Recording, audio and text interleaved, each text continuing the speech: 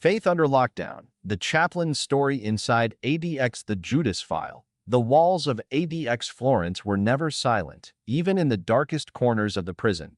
Chaplain Michael Renner had become accustomed to the unsettling hum of the fluorescent lights and the deep, echoing clank of steel doors. But tonight, as the FBI investigators combed through his office, the hum felt louder than ever. His Bible, now tucked under his arm like a lifeline, had never seemed so heavy.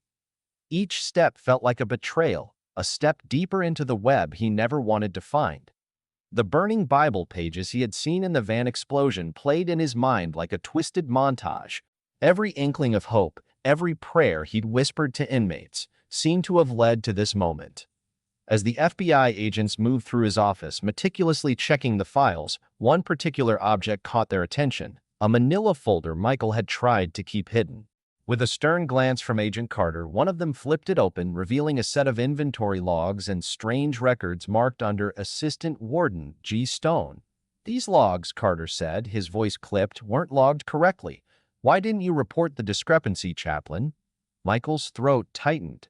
He had always trusted Gerald Stone, the Assistant Warden. Stone had been a mentor of sorts, the man who showed him how to maneuver in the cold, bureaucratic world of ADX.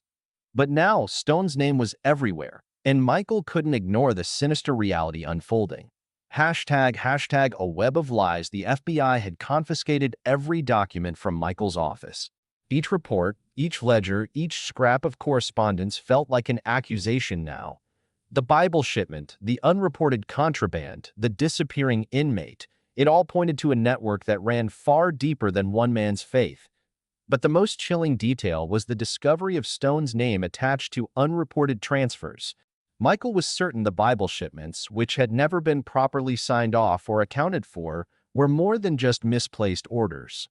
Someone had intentionally covered them up, and that someone was wearing the same uniform as Michael. Hashtag the ticking clock. Michael was brought to the interrogation room, a small, dimly lit space with the smell of stale coffee and the hum of overhead lights. Across from him sat Agent Carter, his steely gaze never leaving Michael's face.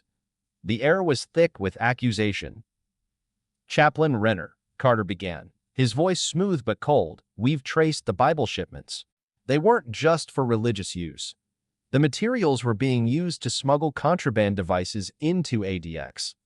Michael could feel the weight of their gaze on him, like 1,000 invisible chains wrapping tighter with every word. "We also found coded messages between you and inmates, Elias Cortez, to be specific. Tell us everything." Michael swallowed hard. The man he had tried to protect, Elias Cortez, was now the key to unraveling this entire conspiracy. But the truth about Cortez wasn't what they thought. He knew that Cortez's sermons weren't just about salvation. They were messages. Messages meant for someone on the inside who was orchestrating a dangerous game. But Michael couldn't bring himself to believe that the entire faith system he had built in ADX was a lie. Cortez had used him, but he hadn't used him alone. A dangerous game of chess. The next day, Michael was summoned by Warden Stone, who had returned to work earlier than expected. The tension between them was palpable. Stone sat at his desk, flipping through a folder with disinterest, as if the situation was nothing more than a minor inconvenience. "Renner," Stone said, his voice gruff, "do you have any idea what you've done?" He paused, looking up to meet Michael's eyes. "You're mixed up in something much larger than you think. You've become a pawn." Michael remained silent, unsure if the words that were about to leave his mouth would be his last chance at redemption or his final confession. The truth felt far too dangerous to speak aloud. "You've seen the records," Michael said, his voice hoarse. "The shipments weren't just about bringing hope, Stone. Someone's using them to smuggle information and devices." Stone's smile was thin, calculating. "And you're certain that someone is me?" he asked with a mocking tone. Michael nodded slowly, his fingers twitching around the manila folder he had retrieved earlier, hoping it would serve as evidence. But as his hand brushed against the cold surface, a thought struck him like a bolt of lightning. Stone wasn't the end of the line. He was only part of the system. Cortez, with his coded messages, was also part of the larger puzzle. Someone was watching them all. Hashtag the Judas betrayal. Later that night, Michael was approached by a fellow chaplain, Father O'Connor, who had been serving at ADX for years. He had seen the undercurrents of prison life and the murky waters of power struggles. Father O'Connor whispered, his voice barely audible in the darkened corridor, "There's more you need to know.